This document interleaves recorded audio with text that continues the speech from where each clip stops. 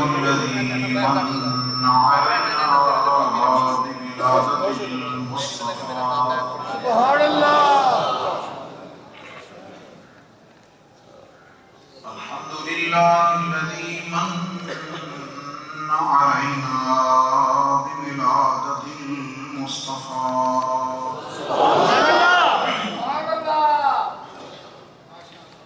وأشرقت بولادته مشارق الأرض ومغاربها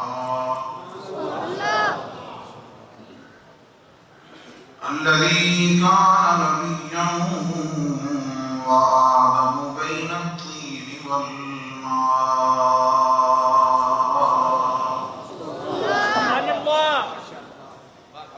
سيدنا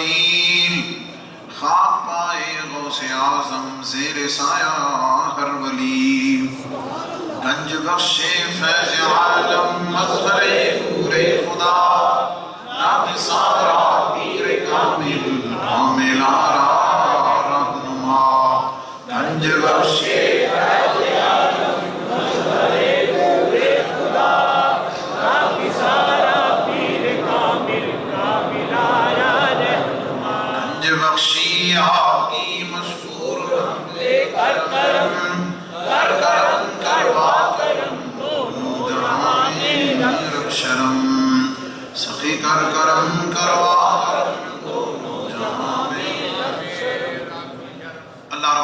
کی بے حد و بے حساب حمد و ثنا اس کے محبوب کریم رؤوف الرحیم صلی اللہ علیہ وسلم کی بارگاہ بے کس پناہ میں نذرانہ درود و سلام عرض کرنے کے بعد جملہ حاضرین، سامعین، ناظرین، ماؤں بہنوں، بیٹیوں، السلام علیکم ورحمۃ اللہ وبرکاتہ۔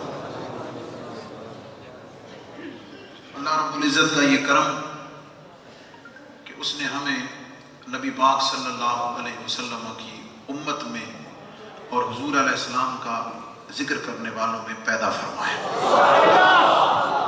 پچھلے جمعۃ المبارک کے خطاب میں نبی پاک صلی اللہ علیہ وسلم کی ذات بابرکات اور واسطہ رسالت، اہمیت رسالت، عقیدہ رسالت پر کچھ بات کی تھی۔ آپ یوں کہہ لیجئے کہ پچھلے جمعۃ المبارک پر آقا کی سیرت کی بات کی تھی، اور یہ چونکہ میلاد پاک کی خاص شب کے قریب جمعہ ہے تو آپ یوں کہہ لیجئے کہ پچھلے جمعۃ المبارک پر سیرت کی بات کی تھی اور آج محبوب کی صورت کی بات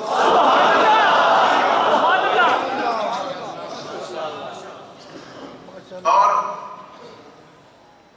یہ یہی بتاتا چلوں کہ ملک پاکستان اس وقت جن حالات میں ہے، اندرونی اور بیرونی طور پر، اس وقت امت کو ضرورت ہی اس بات کی ہے کہ اس کی توجہ کو باقی جگہ سے، سب کاموں سے ہٹا کر سرکار کی صورت کی طرف بھی لایا جائے اور سرکار کی سیرت کی طرف۔ اب ان بحثوں میں، جھگڑوں میں پڑھنے کی ضرورت نہیں۔ اگر قائد اعظم محمد علی جناح رحمۃ اللہ علیہ پاکستان جیسا خطہ بنانے میں ایک کردار ادا کر کے قائد اعظم بن سکتے ہیں، ہمیں ان کی تاریخ ولادت بھی یاد ہے اور کسی کو کوئی پریشانی نہیں ہے ان کا دن منانے میں، یاد رکھنے میں، خوشی کا اظہار کرنے میں، عمارتوں کو سجانے میں، ترانے گانے میں، ان کی سیرت اور ان کی کردار کی بات کرنے میں کوئی پرابلم نہیں ہے۔ تو جس کے صدقے سے یہ زمین بنی ہے، جس کے صدقے سے یہ کائنات وجود میں آئی ہے، اس کی ولادت کے ذکر میں، اس کی شانوں کے ذکر میں، اس کی صورت کے ذکر میں، اس کی سیرت کے ذکر میں کسی کو کیا پریشانی کی ضرورت۔ اور موضوع کی طرف بڑھتے ہوئے جملہ، کیونکہ ہم بھی بڑے خواہش مند ہیں کہ ملک میں اتحاد ہونا چاہیے، اتفاق ہونا چاہیے، اختلاف رائے نہیں ہونا چاہیے، مشترکات پر بات ہونی چاہیے اور قوم کو متحد ہونا چاہیے۔ میں حضور فیض عالم داتا گنج بخش رحمۃ اللہ علیہ کے قدموں کی خیرات لیتے ہوئے یہ عرض کرتا ہوں، بھائی 11 مہینے ہم سیرت کے تذکرے میں تمہارے ساتھ ہیں، ہے نا؟ 11 مہینے سیرت کے تذکرے میں، سیرت کے نام پر ہم تمہارے ساتھ ہیں۔ 1 مہینہ سورت کے نام پہ تم ہمارے ساتھ آ جاؤ۔ اگرچہ ہم اس میں جدائی کے قائل بھی نہیں ہیں، یہ بھی میں بتا دوں، ہم اس کو الگ کرنے کے قائل ہی نہیں ہیں، اس لیے کہ ہمارا ایمان تو یہ ہے کہ سیرت بے مثال اسی وقت بنے گی جب سورت بے مثال ہوگی، ہے نا؟ سیرت بے عیب، بے نقص اسی وقت قرار پائے گی جب سیرت والا، سورت والا جس کی وہ سیرت ہے، پہلے اس کی ساری سورت بے مثل و بے مثال بنے گی، پھر اس سے جو ظاہر ہوگا وہ سیرت بھی بے مثال بنے گی۔ اس لیے صرف سیرت تک نہ رہو، سیرت تک نہ رہو، بلکہ آگے بڑھ کر جس کے قدموں کی خیرات اور جس کی ذات کا عکس یہ سیرت ہے، اس کی صورت تک بھی پہنچو۔ بات سمجھ گئے؟ میرے ہاتھ میں جو کتاب ہے یہ حضرت شیخ المشائخ حضرت حاجی امداد اللہ مہاجر مکی رحمۃ اللہ تعالیٰ علیہ کی ہے۔ یہ وہ بزرگ ہیں جن کی ساری زندگی مدینہ منورہ میں گزری۔ اور جس زمانے میں ہندوستان میں یہ جھگڑے شروع ہوئے اور شروع کرائے گئے، اس زمانے میں ہمارے تمام بزرگ بھی ان کو مانتے ہیں اور جھگڑا کرنے والوں کے بزرگ بھی ان کو مانتے ہیں۔ کاش ہم جن کو مانتے ہیں ہم ان کی بھی مان لیا کریں۔ میں صرف اقتباس پیش کر کے آگے بڑھتا ہوں۔ آپ نے اس میں 7 مسئلوں کو ڈسکس کیا ہے، فیصلہ 7 مسئلہ۔ زندگی رہی تو ایک بار ہم پھر کبھی سیریل میں بات کریں گے تاکہ ہم ان اختلافی مسائل کو محبت کے انداز میں حل کر کے امت میں وحدت پیدا کر سکیں۔ میں صرف ایک بات جو یہاں سے کوٹ کرنا چاہوں گا، آپ نے میلاد پاک کی بات کی ہے، نبی پاک علیہ السلام کے میلاد پر بحث کی ہے، اس کے تمام پہلوؤں کا ذکر کیا ہے، جو منکرین ہیں ان کے اعتراضات کا محاسبہ کیا ہے، اور ایک بڑا خوبصورت رستہ درمیانی نکالا ہے۔ نتیجہ اور خلاصہ پتہ کیا ہے؟ آپ یہ فرماتے ہیں کہ مشرب فقیر کا یہ ہے، یہ میں لفظ پڑھ کے سنا رہا ہوں، حاجی امداد اللہ مہاجر مکی رحمۃ اللہ علیہ کا، آپ یہ فرماتے ہیں مشرب فقیر کا، یعنی میرا اپنا طریقہ، میرا اپنا مشرب یہ ہے کہ محفل مولد میں شریک ہوتا ہوں۔ کیا مطلب؟ وضاحت کر دوں کہ جہاں نبی کے میلاد منایا جاتا ہے، جہاں نبی کے میلاد کی محفل ہو، میں وہاں خود شامل ہوتا ہوں، محفل مولد میں خود شریک ہوتا ہوں، بلکہ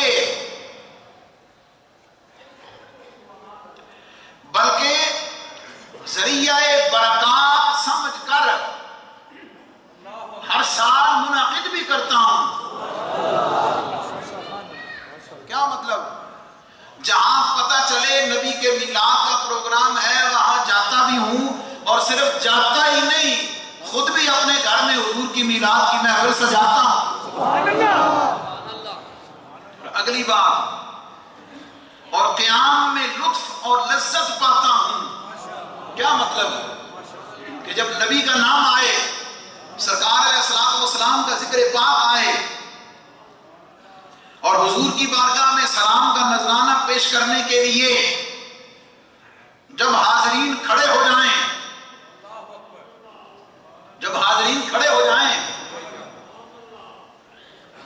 تو میں بھی کھڑا ہو جاتا ہوں۔ سبحان اللہ۔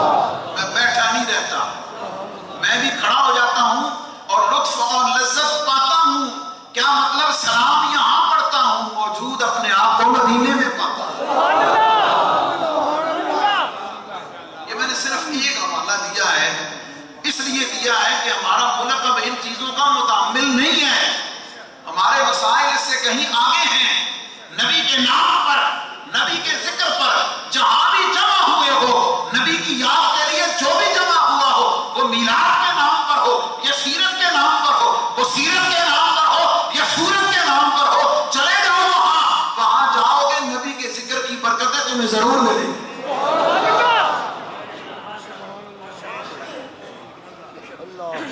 نبی پاک صلی اللہ علیہ وسلم کی ذات بابرکات، چونکہ ہم نے مختصر وقت میں سرکار کی بات کرنی ہے، ایک جملہ صرف دے رہا ہوں کہ جتنے اعتراضات ہیں عقلی یا نقلی، جتنے اعتراضات ہیں، اللہ کے فضل و کرم سے ہمارے بزرگوں نے، ہم سب نے ان کا جواب دیا ہوا ہے، اور ہم حضور کی عزت، ناموس، حضور کی شان کے پہرے دار بن کر کھڑے ہوئے ہیں، اور ہم دنیا کو یہ بتا دینا چاہتے ہیں کہ ملک پاکستان اسلام اور حضور کے نام پر بنا ہے، اور یہاں پر ڈنکے بھی حضور کی عظمت ہے۔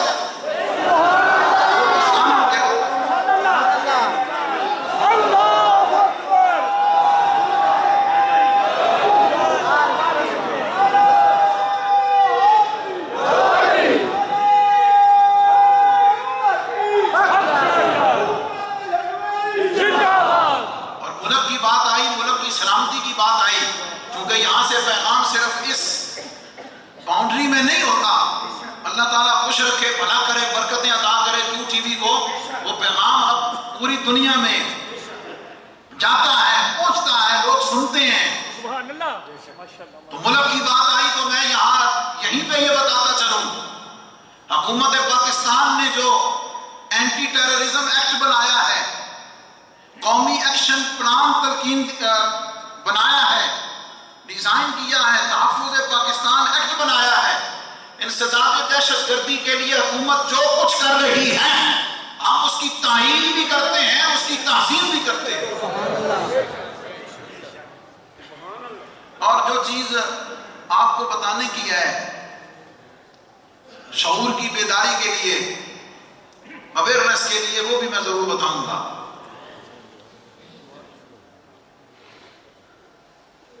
اور یہ میں کوئی اپنے پاس سے لکھ کر نہیں لایا، یہ جو میرے ہاتھ میں یہ آج کے تمام قومی اخبارات میں پرنٹڈ ہے، لکھا ہوا ہے، لیکن ظاہر ہر ایک تک اخبار نہیں پہنچتی، دھیان نہیں دیتا، اس لیے میں یہ پڑھ کر سنا رہا ہوں تاکہ لوگوں کو شعور پیدا ہو، اور شعور یہ پیدا ہو کہ آج قوم کو سمجھ آ جانی چاہیے، قوم کو پتہ چل جانا چاہیے اس پاکستان سے محبت کرنے والا کون ہے، اور پاکستان میں آنے والی نسل کو خون میں ملانے والا کون ہے۔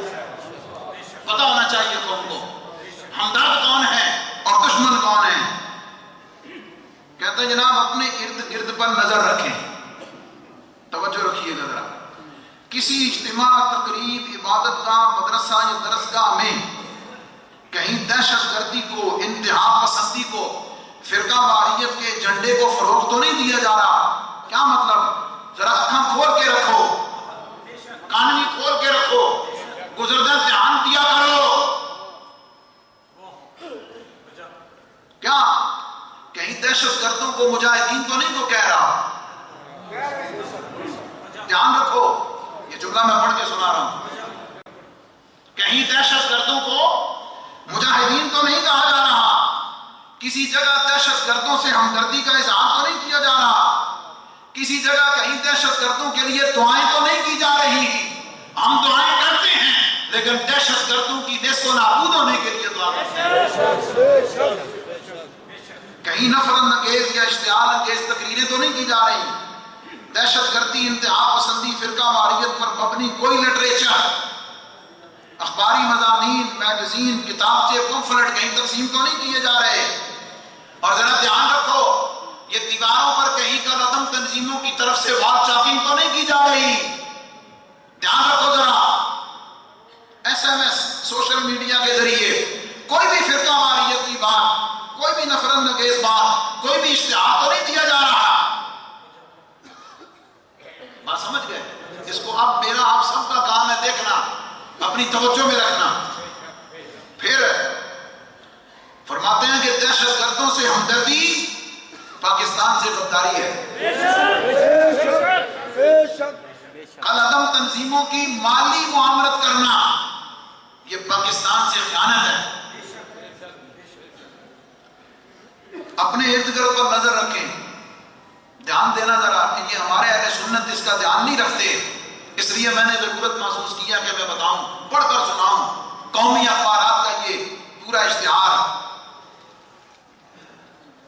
فرماتے ہیں کہ زکوٰۃ، صدقات اور عطیات کی آڑ میں کہیں کالعدم تنظیموں کی معاملت تو نہیں کی جا رہی، مسجدوں مدرسوں میں چندہ اکٹھا کیا جا رہا ہو، گلی محلوں، بازاروں، دکانوں، اسپتالوں میں چندے کے باکسز رکھے ہوئے ہوں گلوں پر، ڈالنے سے پہلے دیکھا کرو، چیک کیا کرو کہ یہ کہیں دہشت گردوں کی معاملت کے لیے تو نہیں جا رہا، زکوٰۃ صدقات کے نام پر چندے اکٹھے تو نہیں کیے جا رہے۔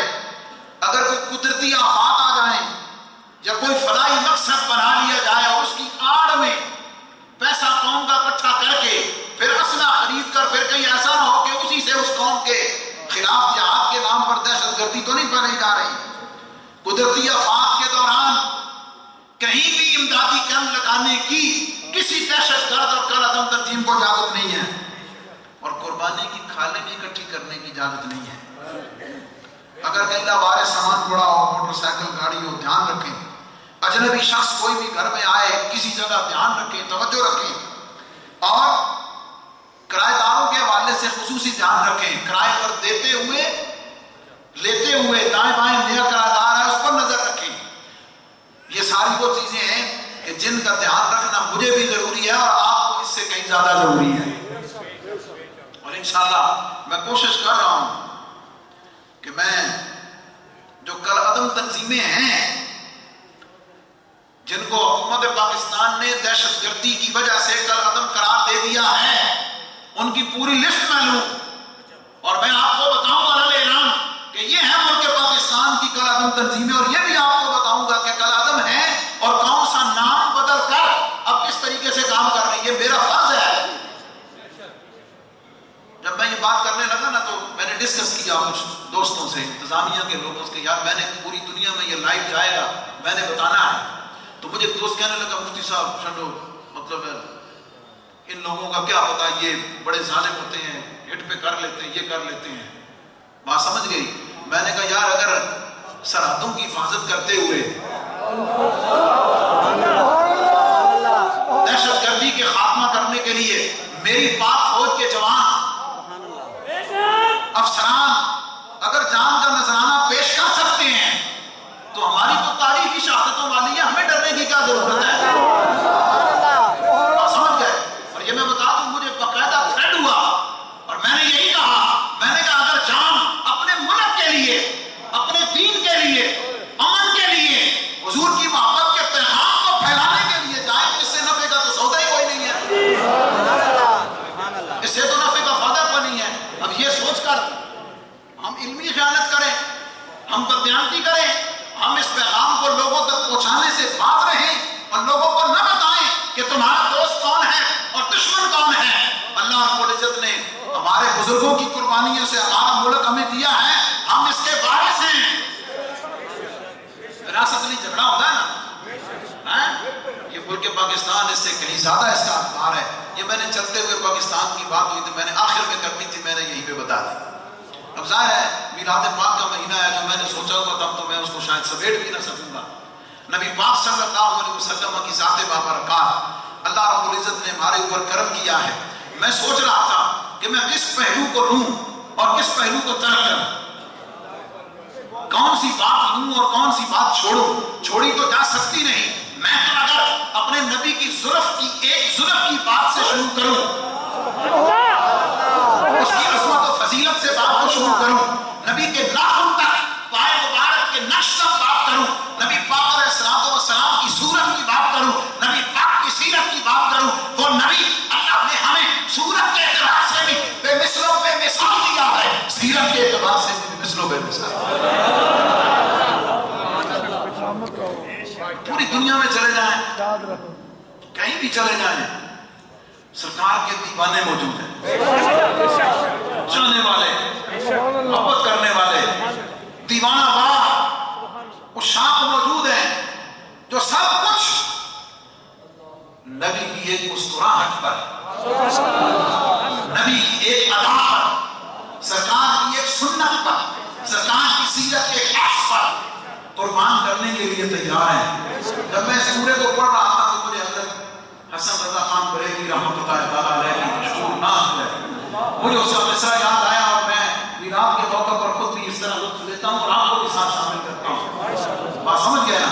صرف ایک روایت آپ کو سناؤں گا، لیکن جو میں نے مقدمہ بنانا ہے وقت کم رہ گیا، ہو گیا تو آگے چلاؤں گا اگلے جمعۃ المبارک پر. آپ کیا فرماتے ہیں؟ تو شم میری سعادت ہے،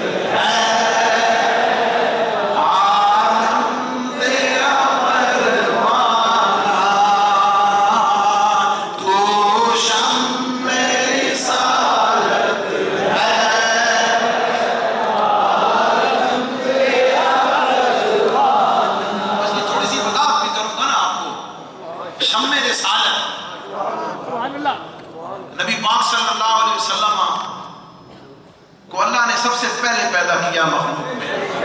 حضور علیہ السلام نے خود فرمایا اول ما خلق اللہ نوری، اللہ نے سب سے پہلے میرے نور کو پیدا کیا. نبی پاک علیہ السلام کو جب پیدا کیا نبوت اسی وقت عطا کر دی. پھر وہی اخذ اللہ میثاق النبیین لما آتیتکم من کتاب و حکمت ثم جاءکم رسول مصدق لما معکم لتؤمنن به ولتنصرنہ قال اقررتم واخذتم على ذلکم اسری قالوا اقررنا قال فاشهدوا وانا معکم من الشاہدین. اللہ نے انبیاء کی روحوں کو اکٹھا کیا اور ان کو علیحدہ کر کے ان سے میثاق لیا. سب سے پہلا میثاق اپنی ربوبیت کا لیا، اپنی الوہیت کا لیا، اپنے رب ہونے کا لیا. وَإِذْ أَخَذَ رَبُّكَ مِنْ بَنِي آدَمَ مِنْ ظُهُورِهِمْ ذُرِّيَّتَهُمْ وَأَشْهَدَهُمْ عَلَىٰ أَنفُسِهِمْ أَلَسْتُ بِرَبِّكُمْ قَالُوا بَلَىٰ شَهِدْنَا. ہم سب نے اللہ کی بارگاہ میں اس کی ربوبیت کا، اس کی الوہیت کا اقرار کرتے ہوئے قالوا بلا کہا ہوا ہے. اللہ نے پھر انبیاء کی روحوں کو الگ کیا، الگ کر کے اللہ رب العزت نے نبی پاک علیہ السلام کی نبوت کا میثاق لیا.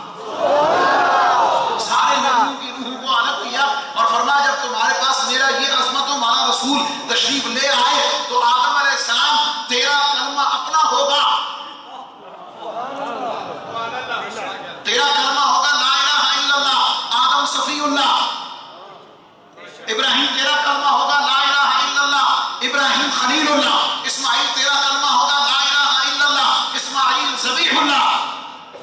عیسیٰ تیرا کلمہ اپنا ہوگا لا الہ الا اللہ، عیسیٰ روح اللہ. لیکن اگر میرا نبی تشریف لے آئے لا الہ الا اللہ وہ کہنا ہے، لیکن آدم سے لے کے عیسیٰ تک تم نے اپنی تبلیغ اپنا کلام نہیں کہنا، بلکہ سب نے کیا کہنا ہے لا الہ الا اللہ محمد رسول اللہ.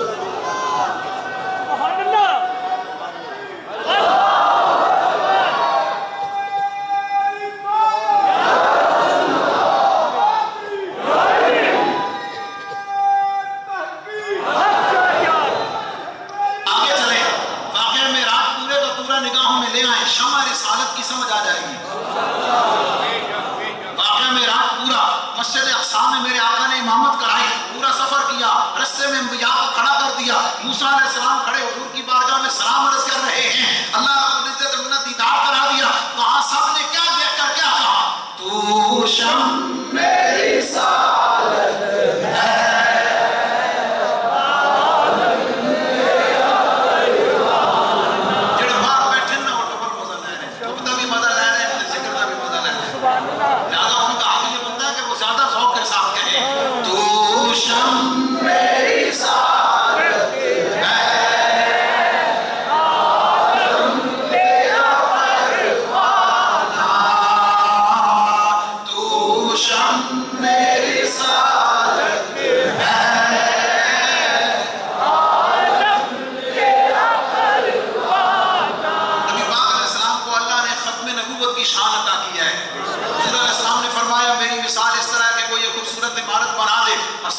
بنا دے کہ اینٹ کی جگہ خالی کر دے، وہ اینٹ میں ہوں.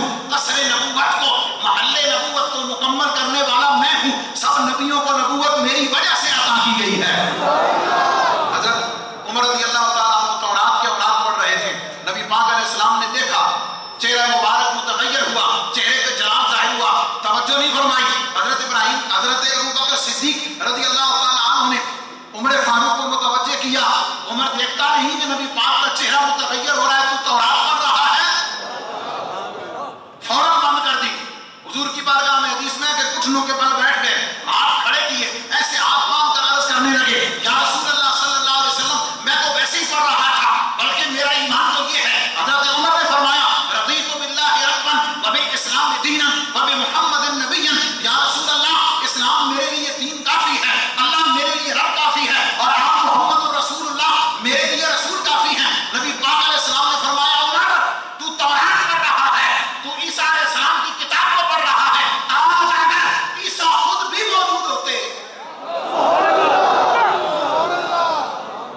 آج اگر عیسیٰ علیہ السلام خود موجود ہوتے، نہ وہ تورات پڑھتے نہ وہ اپنا کلمہ پڑھتے، وہ بھی مجھ پر ایمان لاتے اور قرآن کی تلاوت کرتے اور میری عظمتوں کے ترانے گاتے. تو شمع رسالت ہے.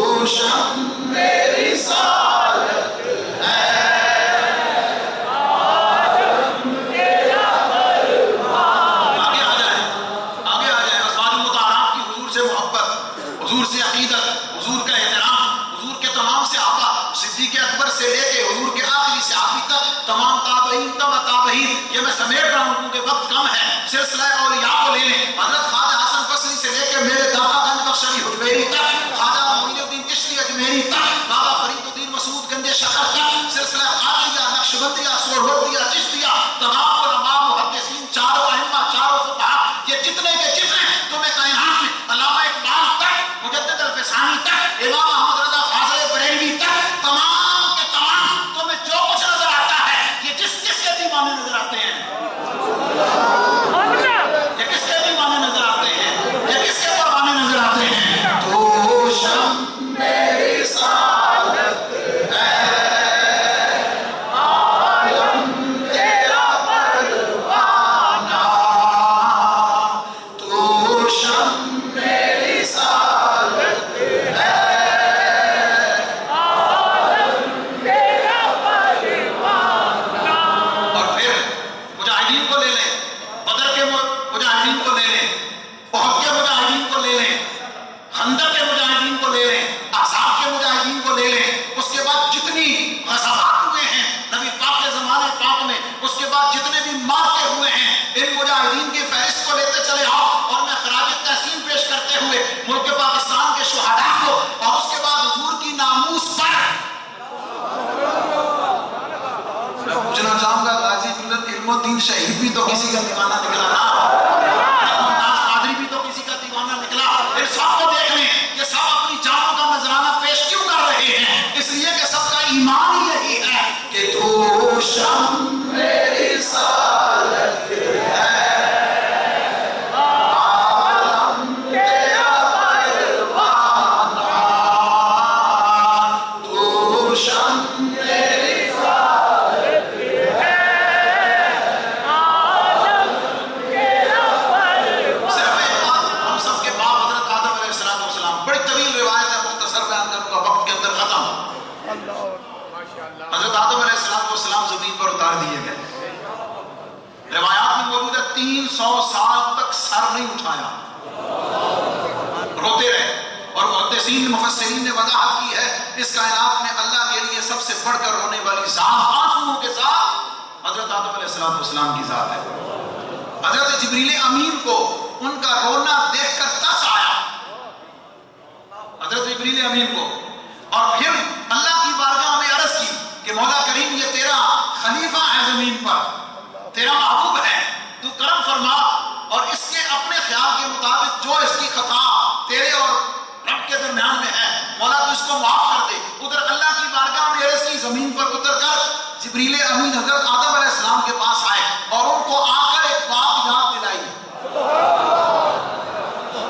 ان کو آ کر ایک بات یاد دلائی کہ میں نے آیت پڑھی ہے نا، اس کا ترجمہ یہی ہے کہ فَتَلَقَّىٰ آدَمُ مِن رَبِّهِ كَلِمَاتٍ فَتَابَ عَلَيْهِ، آدم علیہ السلام نے اپنے رب سے کچھ کلمات سیکھ لیے، وہ کلمات جب اللہ کی بارگاہ میں عرض کیے تو اللہ نے توبہ قبول کر لی۔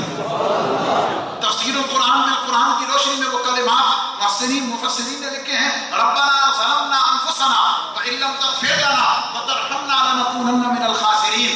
لیکن یاد رکھیں تفسیر عزیزی میں، خزائن العرفان میں، روح البیان میں، طبرانی، حاکم، ابو نعیم نے بہقی میں یہ روایت حضرت عمر فاروق اور حضرت علی اور مرتضیٰ دونوں سے نقل کی ہے۔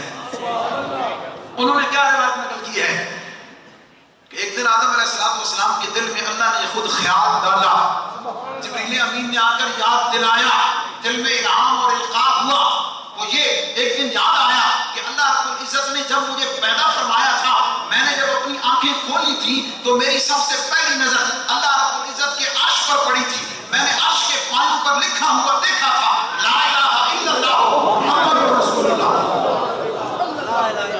فرمانے لگے میرے دل میں یہ خیال آیا کہ یہ کتنی عظمتوں والی ہستی کا نام ہے، یہ اللہ کا کتنا مقرب ہے، یہ کتنا محبوب ہے کہ رب نے اس کا نام اپنے نام کے ساتھ رکھا، رب نے اس کا نام اپنے نام کے ساتھ رکھا ہے۔ چنانچہ اللہ رب العزت کی بارگاہ میں التجا کی عرض کی، دعا کیا کی، اللہم انی اسألک بحق محمد ان تغفر لی، مولا میں تیری بارگاہ میں بالکل بالکل سادہ سا ترجمہ کروں گا، میں تیری بارگاہ میں محمد کا وسیلہ پیش کرتا ہوں، مجھے بخش دے۔ حوالہ میں نے پہلے دے دیا کتابوں کا، ایک کا نہیں کئی کتابوں کا حوالہ دے دیا۔ ابن منذر کی یہ روایت ہے کہ اللہم انی اسألک بجاہ محمد، اے اللہ میں تیری بارگاہ میں توبہ کا سوال کرتا ہوں محمد کے وسیلے سے، عبدوں کا جو تیرا بندہ ہے، وکرامتہ علیکا، تیرا اس پر جتنا کرم ہے، اس کی تیری بارگاہ میں جتنی منزلت ہے، ان تغفر لی خطیئتی، مولا میرا گناہ بخش دے۔ اب جیسے ہی درمیان میں محبوب کا نام آیا، جیسے ہی درمیان میں محبوب کا نام آیا، اللہ نے کرم فرمایا، فوراً آدم علیہ السلام کو فرمایا کہ آدم اس وقت روئے زمین پر تیرے اور حوا کے سوا کوئی نہیں، تجھے پتا کیسے چلا کہ محمد کون ہے؟ حالانکہ وہ جانتا ہے، حالانکہ اس کے علم میں ہے، تجھے پتا کیسے چلا کہ محمد کون ہے؟ سمیٹوں گا بات کو تاکہ وقت کے اوپر جمعہ بھی ہو اور بات بھی مکمل ہو جائے۔ آدم علیہ السلام نے اللہ کی بارگاہ میں عرض کی، جو میں نے پہلے بتایا کہ مولا جب تو نے میری آنکھ کھلی تو میں نے عرش کے پایوں پر محمد کا نام دیکھا، اور میں نے دیکھ لیا کہ یہ تیری بارگاہ میں کسی بڑی منزلت اور کسی بڑی عظمت والی ہستی کا نام ہے۔ میں اگر اس کو محبت کے انداز میں، روایت ختم ہوئی، محبت کے انداز میں اگر میں بیان کروں، میں یوں کہوں گا کہ آدم علیہ السلام نے عرض کی، مولا کریم جب تو نے میرا جسد خاکی بنا لیا، اپنی پسندیدہ روح میرے اندر پھونک دی، کل میں خون کے ساتھ مجھے وجود بخش دیا، اور میں نے اپنی آنکھیں کھولی تو میں نے جنت کے پتے پتے پر دیکھا تو محمد کا نام تھا، میں نے آنکھوں کی روشنی پر دیکھا تو محمد کا نام تھا، میں نے غلمان کی پیشانیوں پر دیکھا تو محمد کا نام تھا، جنت کے دروازوں پر دیکھا تو محمد کا نام تھا، حوض کوثر کے پیالوں پر دیکھا تو محمد کا نام تھا، عرش اعظم پر دیکھا تو پایوں پہ محمد کا نام تھا۔ اللہ اکبر، ہر شے پر اللہ نے، مولا کریم تو نے اپنے ساتھ اپنے محبوب کا نام رکھ دیا ہے، میں سمجھ گیا کہ یہ کسی بڑی عظمت والی ہستی کا نام ہے۔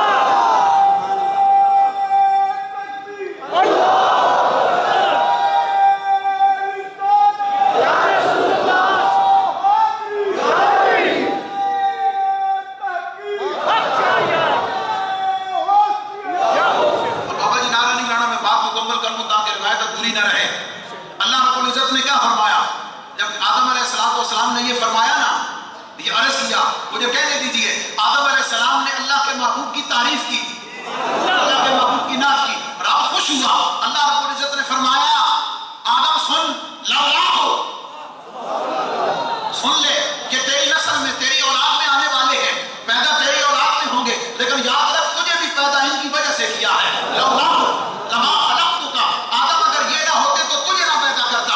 روایات مختلف ہیں، اللہ نے فرمایا اگر میں اپنے محبوب کو نہ بنانا ہوتا، نہ تجھے پیدا کرتا، نہ زمین بناتا، نہ آسمان بناتا، نہ لوح بناتا، نہ قلم بناتا، نہ کرسی بناتا، نہ مذہب بناتا، کچھ بھی نہ بناتا، بلکہ محبوب اگر نہ ہوتا تو میں اپنا رب ہونا بھی ظاہر نہ کرتا۔ اس عرض و سما کی محفل میں لولا کا نما کا شور نہ ہو، یہ رنگ نہ ہو سیاروں میں، یہ نور نہ ہو گلزاروں میں۔ ایک بات آخری، پہلا انسان دنیا پر پہلی جو ان کی شان کے مطابق تھی خطا کرنے والے آدم، یاد رکھیے گا بات، پہلے انسان نے خطا کی، معافی کس کے وسیلے سے ملی؟ آقا کے وسیلے سے ملی نا، تو ہم اولاد آدم کو پہلے دن سبق مل گیا تھا کہ تم گناہگار ہوگے، تم خطا کار ہوگے، اگر آدم کی توبہ جو تم سب کے تحت ہے اگر محمد کے وسیلے سے قبول ہو گئی ہے تو رستہ تو میں نے بتا دیا ہے، جب بھی خطا کرو محبوب کا وسیلہ دینا، رب کرم کرنا۔